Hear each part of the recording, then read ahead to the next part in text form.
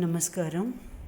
मेरी खबर माँ एसोसिएट प्रोफेसर राजकीय बांगड़ महाविद्यालय डीडवाना से आज के पेपर मेरा है जो इस विषय पर मैं बात कर रही हूँ बीए पार्ट सेकंड का है और फर्स्ट पेपर बिहारी के पेपर में विषय में बात करती हूँ कि बिहारी की पहले तो हमने भक्ति की दोहों की बात करी थी। अब हम बात करते हैं बिहारी सत्संग में नीति की बात में कि क्या बिहारी सत्संग में बिहारी ने नीतिगत दोहों का रचना की है।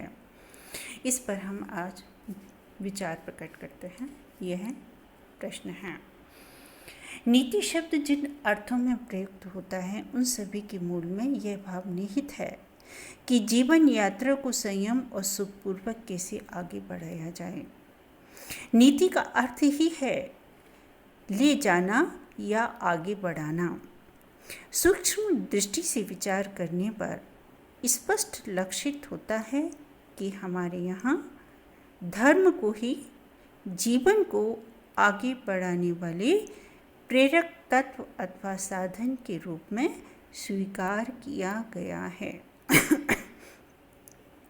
इस मान्यता के आधार पर धर्माचरण अथवा कर्तव्य अकर्तव्य की विभिन्न पद्धतियाँ ही नीति कही जा सकती हैं। एक दूसरे अर्थ के आधार पर ध्यान देने की बात है कि धर्म और नीति में अंतर भी है। यह एक सूक्ष्म सा अंतर है। धर्म के अंतर्गत लौकिक लाभ हानि अथवा व्यवहार की दृष्टि सदैव कोई प्रतिमान बनकर नहीं आती है। धर्म और लौकिक दृष्टि में विरोध भी संभव है। धर्म के अंतर्गत अभ्युदय एवं निःश्रेयस का समन्वय है। उसके स्वरूप में चिरंतरता है किंतु नीति में चिरंतरता नहीं है। नीति तो समय अनुसार बदलती भी रहती है जिसे हम व्यवहारिक बुद्धि कहते हैं। उसी में नीति का अंतर्भाव हो जाता है। सरल शब्दों में कहना चाहें तो नीति एक सामयिक धर्म मानी जा सकती है। धर्माचरण के प्रकार या गुत्थियों को सुलझाने के उपाय इन दोनों ही अर्थों के मूल में जीवन का दृष्टिकोण नियामक रूप लेकर आता है। इससे स्पष्ट है कि जीवन तथा उसके विभिन्न पक्षों के दृष्टिकोण नीति माने जा सकते हैं। नीति का दृष्टिकोण वाला अर्थ व्यवहारिक है। बिहारी भी नीतिपरक दोहे लिखकर यह विवेचन करने के लिए प्रेरित करते हैं कि उनके दोहों में नीति का उल्लेख हुआ है। वास्तव में कह सकते हैं कि बिहारी श्रृंगारी कवि थे। अतः श्रृंगार के अतिरिक्त जो भी विषय उनके दोहों में उद्वेलित हैं वह भक्ति और नीति है। भक्ति की हम पहले बात कर चुके हैं। आज हमारी बात नीति की है। बिहारी के नीतिपरक दोहे भी अपवाद स्वरूप ही लिखे गए हैं। जितनी भी थोड़ी सी दोहे नीति संबंधी उपलब्ध हैं वे बिहारी को नीतिकार सिद्ध नहीं करते हैं। हाँ, इतना अवश्य कहा जा सकता है कि बिहारी ने कहीं कहीं व्यवहारिक बातें कही हैं और उन्हीं व्यवहारिक बातों में नीति के सिद्धांत व्यक्त होते गए हैं।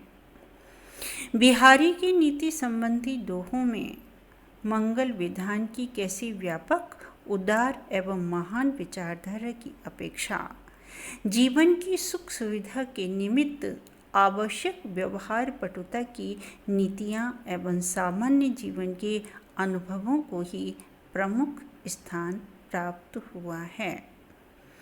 स्पष्ट शब्दों में यह कह सकते हैं कि बिहारी की नीति वैसी नीति नहीं है जैसी विदुर की थी या चाणक्य की थी। वह तो एक ऐसे सांसारिक व्यक्ति की नीति है जो अपनी जीवन को हास परिहास और विलास से युक्त देखता हुआ उसमें व्यवहारिकता लाना चाहता था। बिहारी की नीतिपरक उक्तियाँ भोग विलास, राग रंग और सामान्य जीवन के लिए अपेक्षित व्यवहारिक बातें हैं। नीति की दोहे बहुत कम हैं और कहीं कहीं तो नीति की दोहों में भी उनके पीछे से या कहीं कि नेपथ्य से श्रृंगार झांकता दिखाई देता है। जैसे उदाहरण है, दोहा है, संपत्ति केस सुदेश नर, नमत दुहिक इक जान, विभव सतर कुछ नीच पर, नरम विभव की हानि। जेती संपत्ति कृपनि की, तेती समूति जोर, बढ़त जात ज्यों ज्यों उरज त्यों त्यों होत कठोर। संगति दोष लगे सबनो, कहित सांचे बैन, कुटिल बंक भू संग किए, कुटिल बंक गति बैन। इन दोहों को ध्यानपूर्वक पढ़ने से स्पष्ट हो जाता है कि लगभग प्रत्येक दोहे के मूल में श्रृंगार है। नीति तो जैसे गौण हो गई है, पर है अवश्य। इसी प्रकार बिहारी के भी दोहे हैं, नहीं पराग नहीं मधुर मधुर, और जिन देखे बेकुसुम भी श्रृंगार से प्रेरित हैं। इन दोहों की भी मूल भावना श्रृंगार से ही सज धज कर सामने आई है। यदि ऐसे दोहों को खोजा जाए जिनमें नीति शुद्ध रूप लेकर सामने आई है, तो यह कहा जा सकता है कि ऐसे दोही भी, अच्छे दोही भी 2 दर्जन से अधिक नहीं हैं। बात यह है कि कवि चाहे नीतिपरक दोहे लिखे या भक्तिपरक, काव्यत्व का प्रश्न तो रहता ही है।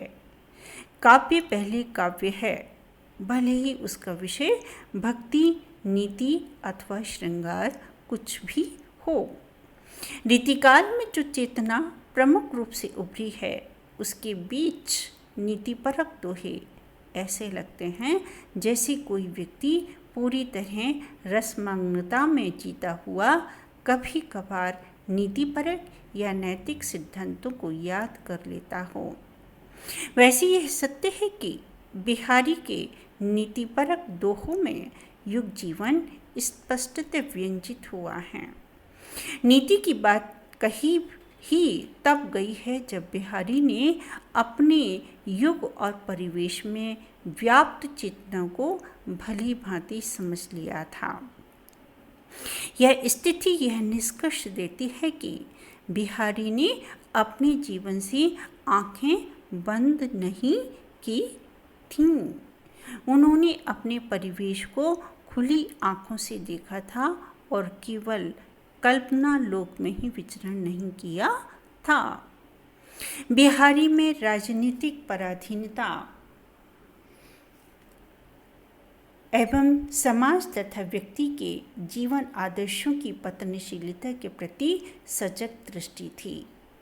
हिंदू राजाओं में पराधीन वृत्ति के कारण विवेक शून्यता बढ़ गई थी। यही कारण था कि वे जहां एक ओर अपने ही लोगों को शोषण के चक्र में पीसते रहते थे और अपने को शूरवीर समझते रहते थे, वहीं दूसरी ओर निष्क्रियता और जड़ता ने उनके मनोमस्तिष्क को शिथिल कर दिया था। बिहारी इस स्थिति से पीड़ित थे। यही कारण है कि उन्होंने अन्योक्ति के आवरण में उन राजाओं की चेतावनी दी थी जो ऐसा करते थे। बिहारी ने कहा है, स्वार्थ सुकृत न श्रम व्यथा, देख विहंग विचार, बाज पराए पानी परी तू पंचन न मारे। दुसह दुराज प्रजानी को, क्यों न बड़े अति द्वंद, अधिक अंधेरो जग करे, मिली मावस रवि चंद। प्रथम दोहे में जहाँ स्वामी और शोषक समाज को चेतावनी दी गई है, वहीं दूसरी दोहे में देशी राजाओं के दोहरे शासन से पीड़ित प्रजा की स्थिति को संकेतित करते हुए नीतिपरक बात कही गई है। नीति एक व्यापक भाव है, उसमें जीवन की अनेक अनुभूतियाँ समाहित हो जाती हैं। यही कारण है कि बिहारी के नीतिपरक दोहों में बहुत कुछ आ गया है। संगति का दोष, नीच का स्वभाव, सत्पुरुष की विनम्रता, धन का अहंकार, गुणों का आदर, सहृदय एवं गुणग्राहकता से रहित व्यक्ति का आचरण, याचक की हीन भावना, खल की से भय की नीति, गुणहीन का सम्मान, वैभव से बिगड़ा स्वभाव, अपात्र की प्रतिष्ठा, बड़ों की मर्यादाहीनता, समय का फेर, अवसर की पूजा, पद का लोभ, अनुपयुक्त व्यक्ति का साथ, प्रेम की अनन्यता, सच्चे प्रेमी का स्वभाव, कृपण का स्वभाव, तुच्छ का महत्व और धर्म का संचय आदि ऐसे विषय हैं जिन पर बिहारी ने अपने दोहों में नीतिपरक उक्तियाँ प्रस्तुत की हैं। उदाहरण में यह दोहे हैं। मरत प्यास पिंजरा पर्यो, सुआ समय के फेर, आदरु दे दे बोलियत, बाईस बलि की बेर। नए विशेषिये लख नए, दुर्जन दुसह सुभाए, आटे परि प्राणन हरे, कांटे लो लगी पाए। गहे न नेकु गुण गर्व, हंसो सभे संसार, कुछ उज पद लालच रहें, गरे परहूँ हारो। दिन दस आदुर पाई के, कर ले आप बखान, जो लगी काग सराध पखु, तो लगी तो सन्मान। नर की नरु अरु नील की, गति एके करी जोई, जो तो नीचो है चले, ते तो ऊंचो होई। यद्यपि पुराने बकतऊ, सरवर निपट कुचाल, नए भय तू कहाँ भयो, ये मन हरन मराल। अरे परे को करे, तू ही बिलोक विचार, कहीं नर किही सर राखिए, खरे बड़े परिवार। को कही सके बड़न सो, लखे बड़े हूँ भूल, दीनी दई गुलाब की, इन डारन के फूल। बसे बुराई जासुतन, ताही को सनुमान, भलो भलो कही छोड़िए, खोटे ग्रह जपुदान। ओछे बड़े न है सके, लगो सतरु है गैन, धीरज हुई नन्हे कुन्हू, फरी निहारे नैन। यदि सूक्ष्म दृष्टि से विचार करें तो यह दोहों में बिहारी ने उक्तियाँ सूक्तियाँ प्रस्तुत की हैं। यही कारण है कि इन दोहों में भाव प्रवणता नहीं है। जीवन दृष्टि की विविधता तो है और उससे जुड़ी हुई नीति परकता भी है। कहें कि सिद्धांत कथन भी है, किंतु कवित्व की मात्रा कम हो गई है। बिहारी के दोहे किसी उदात्त जीवन दर्शन की द्योतक नहीं हैं। हाँ, इनमें व्यवहारिक जीवन के अनुभवों की समृद्धि अवश्य है।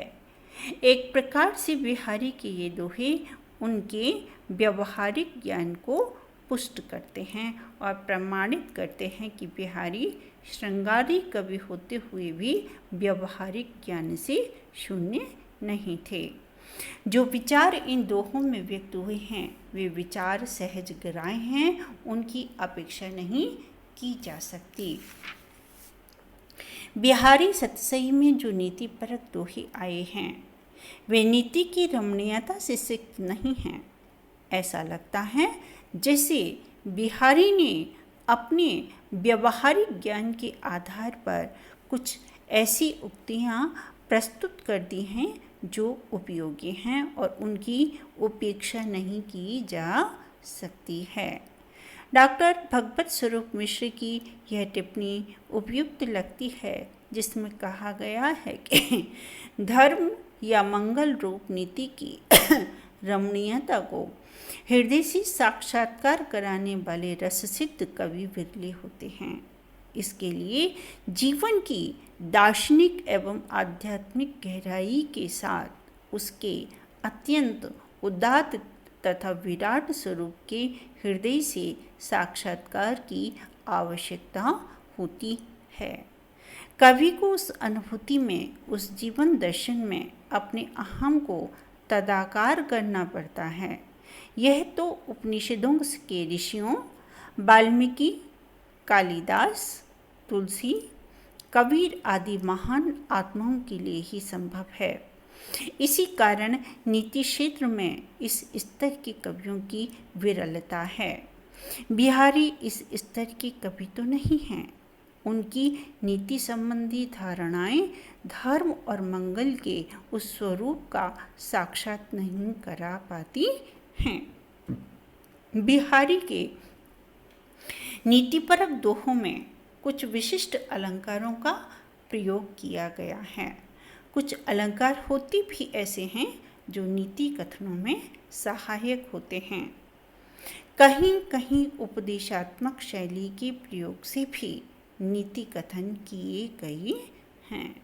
बिहारी ने अधिकांशतः सूक्ति अथवा अन्योक्ति पद्धति को ग्रहण किया है। यही कारण है कि उनके नीतिपरक दोहों में अर्थांतर न्यास, उदाहरण, दृष्टांत आदि कई अलंकारों का प्रचुर प्रयोग देखने को मिलता है। अन्योक्ति को प्रमुख स्थान मिला है।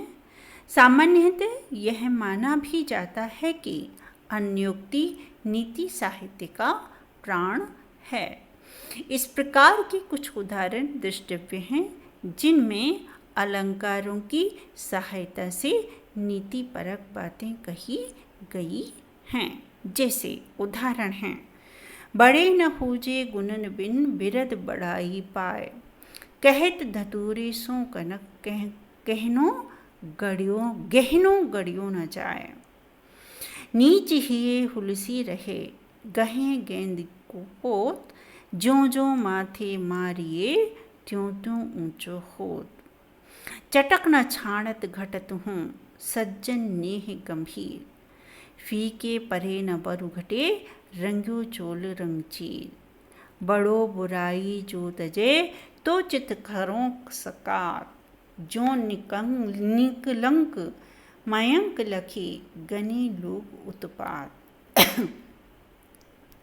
यही कहा जा सकता है कि बिहारी सतसई श्रृंगार से ओतप्रोत कृति है। उसमें भक्ति और नीति संबंधी जो दोहे आए हैं वे यह तो स्पष्ट करते हैं कि बिहारी के मन में कहीं ना कहीं भक्ति भाव था और वे व्यवहारिक ज्ञान से परिपूर्ण थे। उन्होंने अपने जीवन अनुभव के आधार पर अनेक ऐसी बातें कही हैं जो आज भी सहज प्रतीत होती हैं, किंतु ऐसे दोहों के आधार पर ना तो उन्हें भक्त कवि की श्रेणी में रखा जा सकता है और ना नीतिकार की श्रेणी में। अधिक से अधिक ये अवश्य कहा जा सकता है कि बिहारी आकंठ जिस श्रृंगार सरिता में डुबकियां लगाते रहे, उससे जब भी कभी बाहर निकले तब उन्हें यह आभास हुआ कि इस सृष्टि के नियामक शक्ति के चरणों में विश्वास उत्पन्न किए बिना, उसकी कृपा दृष्टि की वृष्टि के बिना जीवन सागर से पार नहीं हुआ जा सकता है। भक्ति उनके काव्य का प्रमुख विषय नहीं है। यही स्थिति उनके नीतिपरक दोहों की भी है। समीक्षक भले ही यह कहें कि बिहारी सतसई में श्रृंगार, भक्ति और नीति की त्रिवेणी प्रवाहित है, किंतु मन सहज ही यह मानने को उद्यत नहीं है। कारण यह है कि त्रिवेणी शब्द जो भाव देता है वैसा भाव सतसई में पढ़कर उत्पन्न नहीं होता है। यह कहना चाहिए कि बिहारी सतसई में श्रृंगार की सरिता प्रवाहित हुई है। जिस प्रकार नदी के किनारों पर विविध प्रकार की वनस्पति उगाती है, वैसे ही कहीं कहीं इस श्रृंगार सरिता के किनारों पर भक्ति और नीति का जल भी आसपास की जमीन को गीला किए हुए है। यह गीलापन ऐसा नहीं है जिससे मन सिक्त होता हो। धन्यवाद।